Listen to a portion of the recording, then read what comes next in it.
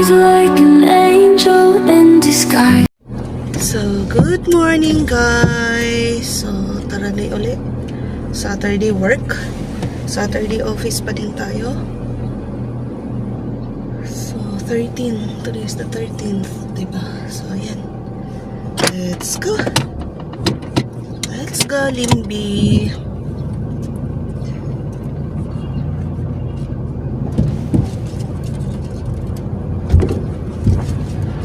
Let's go, let's go, let's go.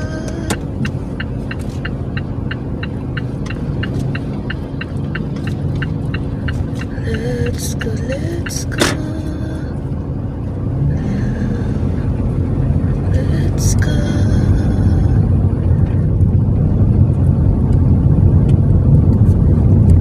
Ang dami mo na ba?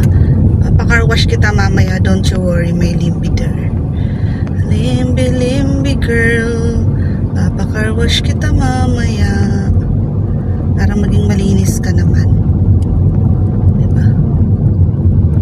And gusto mo bang mapa-zero kita kasi yung amoy mo, amoy lalaki talaga. Amoy lalaki naman talaga. Parang amoy lalaki ka, Limby eh. Relax ka. Pero may mga pabango naman tayong nakalagay sa'yo. Ganun ba talaga ang minak?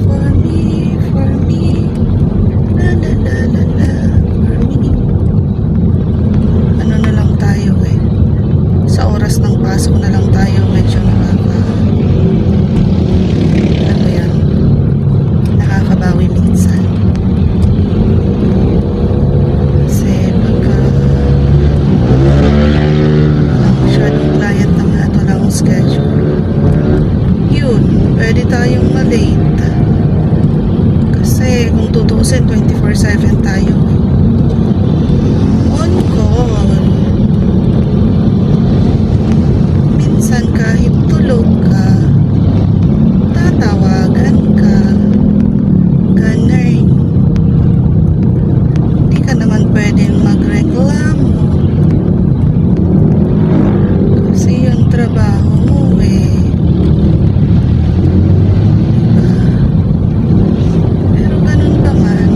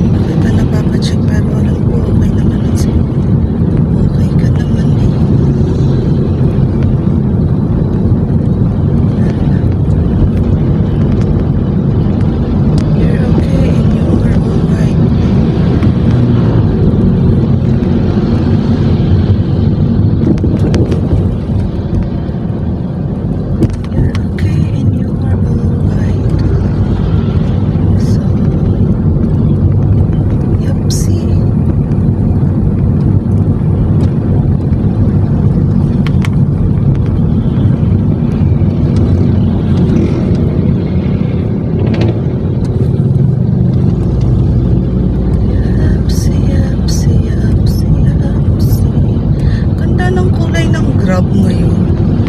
Kulay blue. As in blue.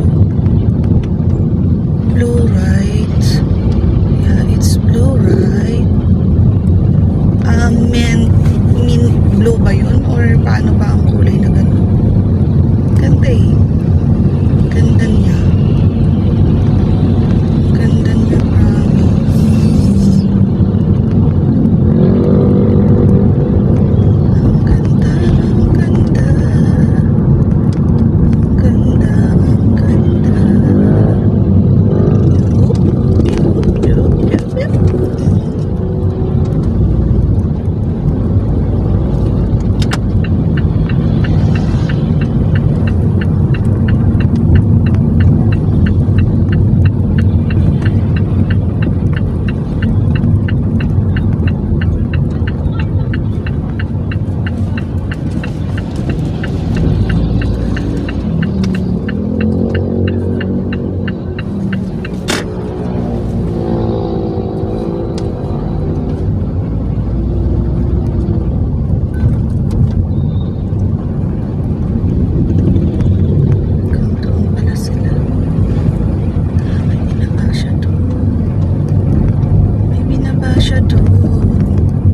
Sino ang ibinaba niya? Sino ang binaba ni Kuya? Kayo po. Ano sa tingin niyo ang binaba ni Kuya?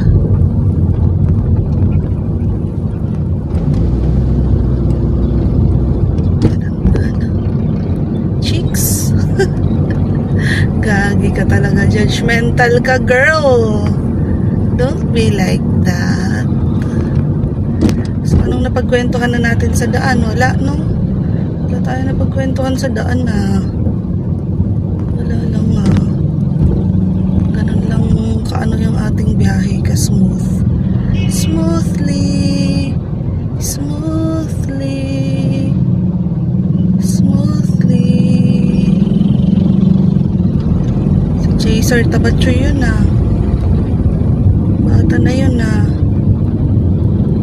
Chaser Tabachoy-choy. Chaser Tabachoy-choy. Chaser Tabachoy-choy. Tabachoy-choy. Si Chaser. Chaser Tabachoy-choy. Doon tayo sa likod kasi nahirapan ako nung kahapon. Bakante naman yung space natin pala doon. Yes, it's our space. Talagang akin to, joke.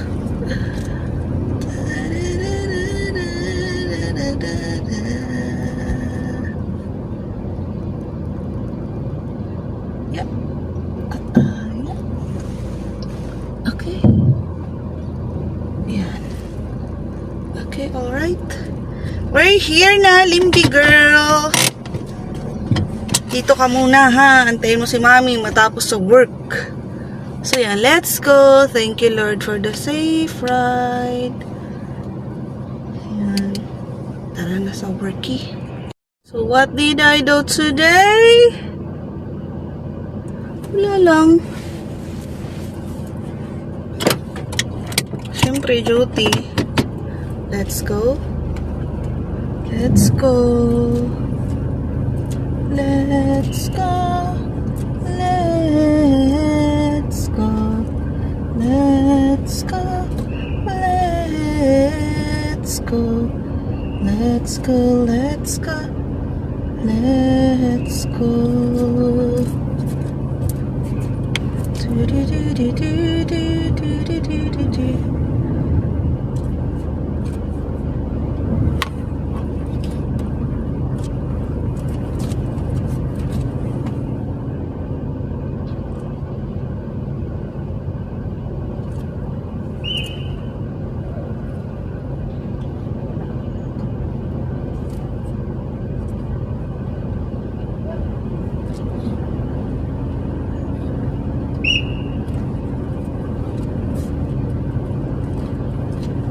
Let's go.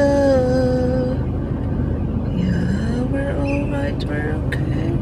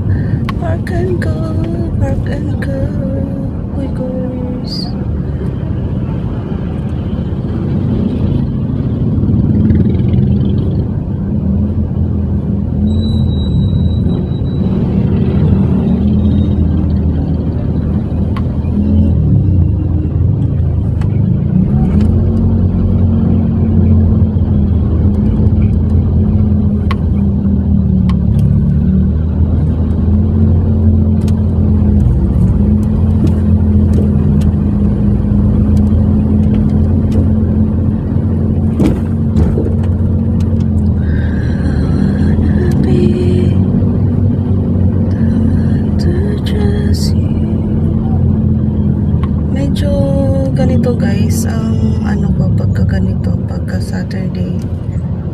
And medyo relax ko kasi ang ano dito, ang duty.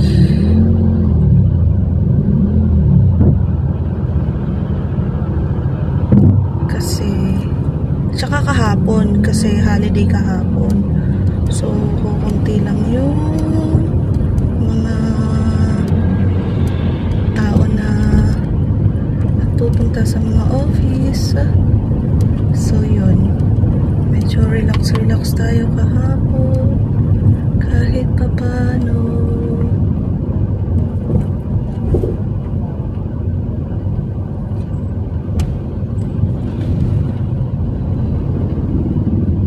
Kasi nga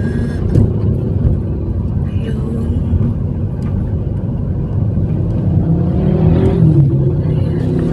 kunti lang ang tao pag holiday, nung bakasyon sila, ganon, outing. So sa ibang lugar naman na sila pumunta.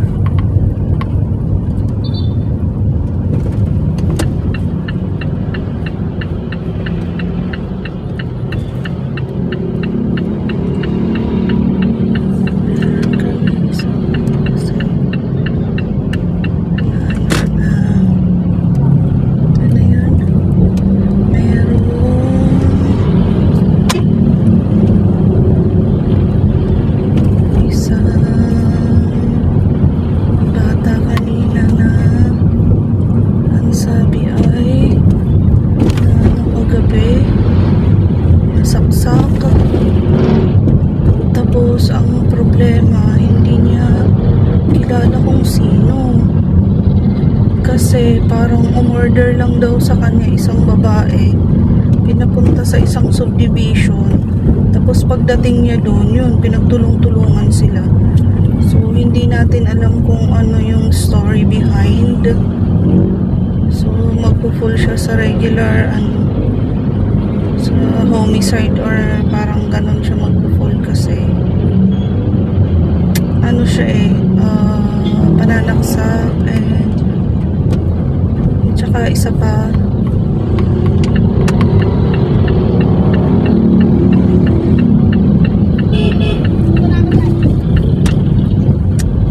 naman na to, visit ka talaga, pasina ka pa pupunta na nga sa kanan, punta ka pa dyan. Talaga naman talaga.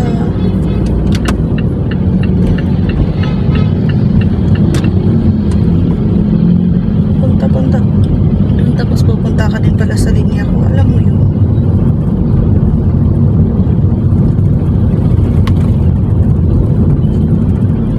Ano na yun? Nawala na ako sa kwento ko.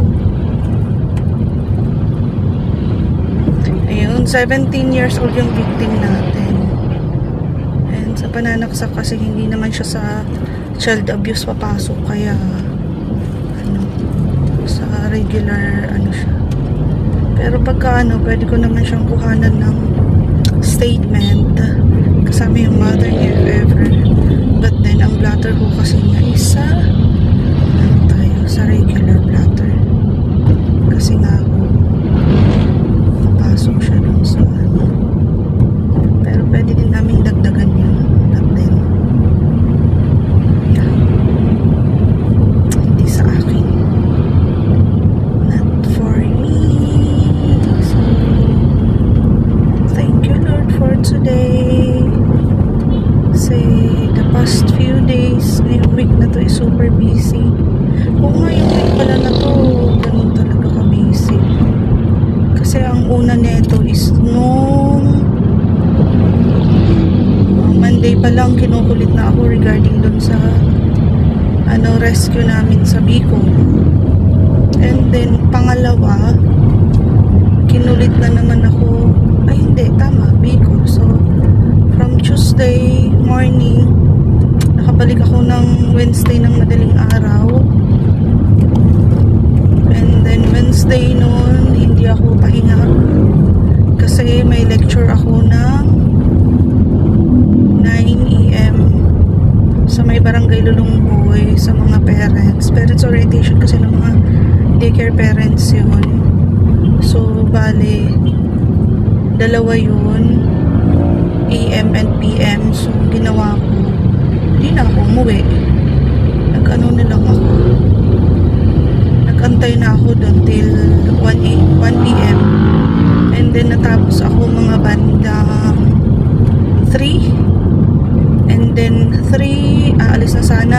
Merong dala doon na nanggugulo sa school na lasing. Kaya, yun. Kinausap ko. Then, may duty naman. So, nakauwi ako by 4. Pag-uwi, hindi ako natulog kaagad kasi kailangan ang huling kain ko is 9 PM para sa aking fasting. Na-overfast ako kasi before mga 8:45 pala ako natapos kumain. And then sinabi ko is 10. So na-overfast ako ng 30 minutes. Pinagano ako ng 7:30. So yun. Yun naman ang ginawa ko by Thursday. Maaga ako, mga 5 gumising ako. Nagpunta ako sa clinic. So, nauna ang ECG, sunod X-ray, and then para sa lab test, yung pagkuha sa aking dugo. And then, sa office na, pagpunta ng office, so yun ay Thursday, umaga, meron akong talk dun sa Colegio de San Martin. So, it takes mga nasa 1 oras din kami doon. And then, afternoon. Pero, bago pala pumunta kami doon, may kaso ako. So, ginawang ko siya ng referral sa MSWD. So, afternoon, nagpunta na kami doon sa Colegio de San Martin. And then, afternoon, bumalik ako ng office. Bumalik pala kami ng office. Then, may ibang ginawang compliance. And then, like and share, mga ganun. Then, saan ba ako pumunta next? Meron akong sumunod nun na 1 PM doon kami sa may Binyang First Elementary School. Parents orientation din siya. So, nag-take ako na mga 30 minutes. 30 to 45 minutes. Then, hinatid kami sa station. Mga magtutuna yun. Umalis kami mga past 2 na siguro. Kasi ang reporting namin sa Malolos sa Zumba namin para sa BMI, sa weight loss program namin is 2:30. So, buti na lang 2:30. So, sakto, pagdating namin doon, mga pahingang konti, ayan, nag-perform na sila. Then, nagpunta kami. Parang mga 1 oras lang din yung Zumba namin. Mga 3:45, umuwi na kami. Then, pagdating ng office, may rush compliance ginawa ko. So, nakauwi ako ng Thursday ng mga mag-7 PM na. And then, yun, pag-uwi ko, natulog na ako. Kasi, napapagod, parang naipon. And then, afternoon, nagpunta din ako kinabukasan na, Friday, yung kahapon, wala naman gaano masyado na ginawa kasi nga it's holiday, Independence Day kahapon. So, anong nangyari? Independence Day, walang masyadong tao sa office. And then, ano bang ginawa ko kahapon? Yun, Friday kasi kahapon. Late din ako pumasok kahapon kasi nga sinulit ko yung tulog ko. Kasi nga diba, puyat-puyat, wala pang bawi mula sa Bicol. So late akong pumasok nun. And then pag uwi ko kahapon, Friday, and then maaga naman ako nagising kaninang umaga, mga past 5 na. Then medyo in-enjoy ko muna yung higaan ko. Pero hindi naman ako late kaninang umaga. Aga-aga pa ako. Past 7 lang, mga 7:30 yata natulog sa office. So yun lang. Kanina, aga talaga tayo. And then, anong ginawa ba natin ngayon? So, may nagpunta, but then yun nga, hindi sa akin yung case. Gumawa ko ng compliance. Dalawa na yung natapos ko. Sinubmit ko na nga yung every 21st, ay 21st of the month. May submit ko na, ay hindi, yung 15, every 15th of the month, sinubmit ko na. Yung 21st, tapos ko na din yun. So, sasubmit na lang yun. And then, ano pa ba? Yun yung mga ginawa ko. And I'm proud of myself. I didn't eat rice ulit. No rice tayo ulit ngayon. Ay, hindi. Wag ka. Nag-rice ka kasi nag-sushi ka. Ay, sushi pala. Nag-sushi pala tayo, guys. Sushi with, lumabas kasi ako. Kumuha ko ng siomai, tapos nakita ko may display. Dapat yung lang sana, yung slice na sana. Kaya lang may baked sushi sila. Ito yung I engage myself again. And syempre, yung sugar natin. Kasi yung result ng lab test natin, mataas ang sugar. Yeah. Over ako ng 0.7. Over ako ng 0.7, guys. 0.7. Mahirap daw pababain yun, sabi ni Doc. So, kailangan babawasan ko na. Kasi baka 5 years from now, diabetic na ang lola nyo. Ganon. Cholesterol ko, okay siya. Pero diba, over fasting kasi ako. So, hindi ko alam kung accurate yun. Yun ba ang magiging result ba nun, if ever? Pagka, ang nagiging result is pagka over fasting ang ako is, over fasting ba ako,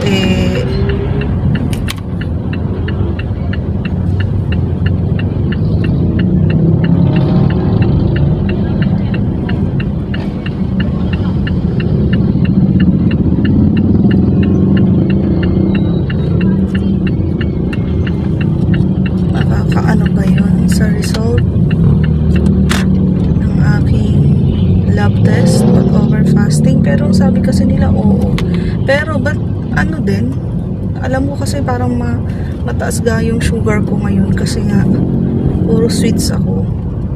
So kailangan ko din talaga mag-ingat-ingat sa sugar. Sugar, baby, sugar. Kasi hindi na ako ganun sa mga matatabang pagkain eh. Ewan ko ba? Diba nag-inject tayo ng thirsty? Medyo maano nga ako. Nag-crave ako ng sugar after pagka nalipasan na ako, ganun. So, I think baka yun yung effect. Kaya ang ko ngayon is baka talagang kailangan mag-control ng sugar.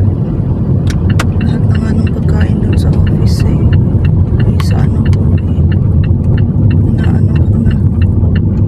kinokontrol ko na talaga.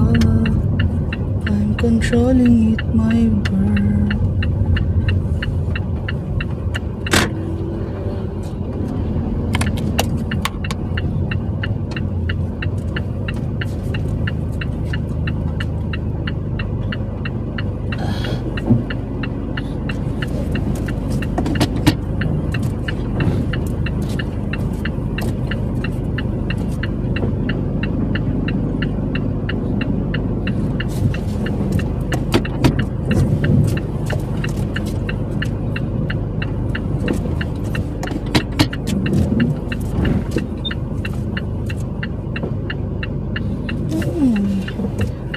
Talaga naman talaga.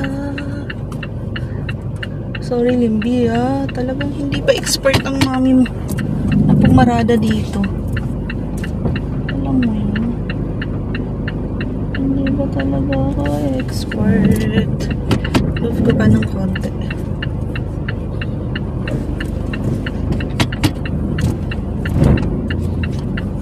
Ayun. Ayan na.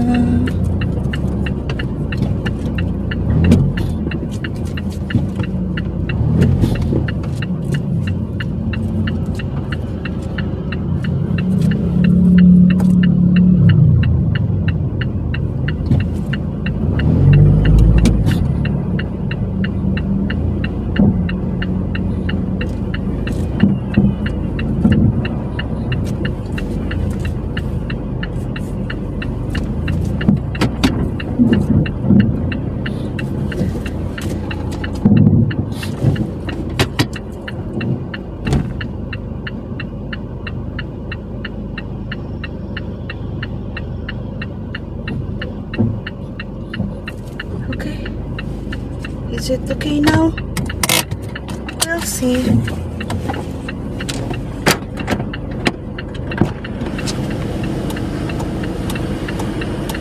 More pa. Reverse ng konti.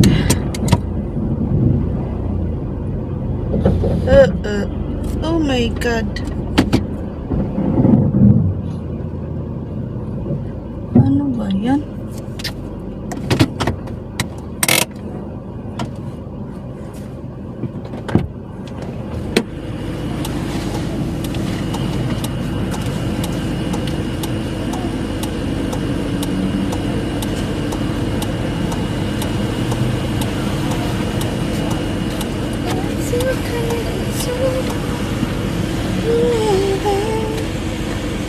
Yun na, okay na siya.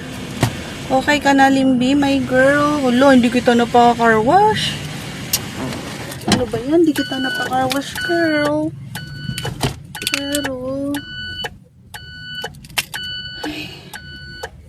hindi ko alam bukas kung maayos kita. Pero lalagyan kasi kita ng camera. Para at least alam natin kung babangga ba tayo or hindi. So, yun lang ang nangyari sa week na to. So, off natin bukas Sunday.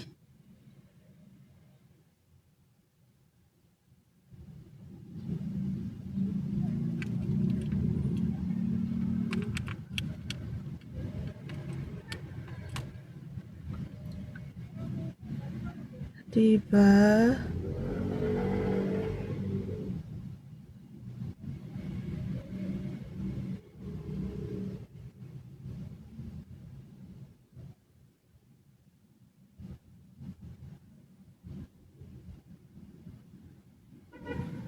Sino to?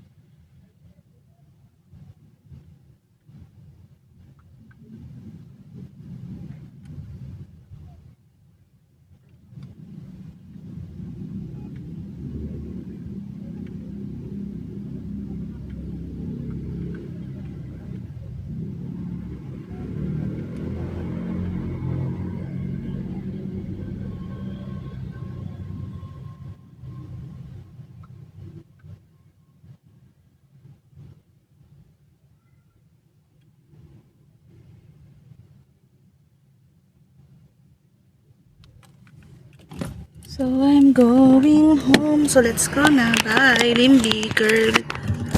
Be good. So, our dinner. Pipino, salmon, itlog. Kain. Since business has been booming since it opened, they don't have enough eel, roach, or small fish. And in the muddy fields and streams of Clear River Village, those ingredients are everywhere. This is my chance. Young man here for noodles? Boss, give me a bowl of eel noodles and add some extra small fish. Delicious. It still tastes just like it did in my past life. Well, buddy, how are the noodles? Amazing. I've never had noodles this good. Then come by more often. Brother, I'm not just here for noodles today. I wanted to ask you something. Do you buy eel, loach, and small wild fish? Business has been so good these days that I run short on ingredients every day. I was just worrying about it. Talk about perfect timing. Like getting a pillow when you're sleepy. Yes, I buy them. Young man, I'll take as much as you have. As much as you want. It's all wild, freshly caught from the fields and rivers. My business is packed every day. I won $50 million in the lottery, but I didn't leave a single cent for my wife and kid. Instead, I tipped all $50 million to a female streamer I was obsessed with. Just when I thought I was about to move her, she said, "A hick like you, tip me all you want. You're still never taking me out." After my wife found out, she completely lost hope in me and jumped off the roof with our daughter. When I saw the wife and daughter I loved most, I finally snapped out of it. To punish myself, I worked day and night, starting from nothing until I became the head of a billion yuan company. Even then, the guilt in my heart and my longing for my wife tortured me every second. To set myself free, I donated everything I owned to poor mountain villages, then came to the place where my wife had jumped. Just as I was about to jump, I was suddenly struck by lightning. That pressure is good. Isang pack lang ng Downy at itong humidifier ay babango na ang buong bahay mo. Napaka-easy gamitin. Maglagay lang ng isang sachet ng Downy at tubig sa humidifier at kakalat na ang matangong amoy.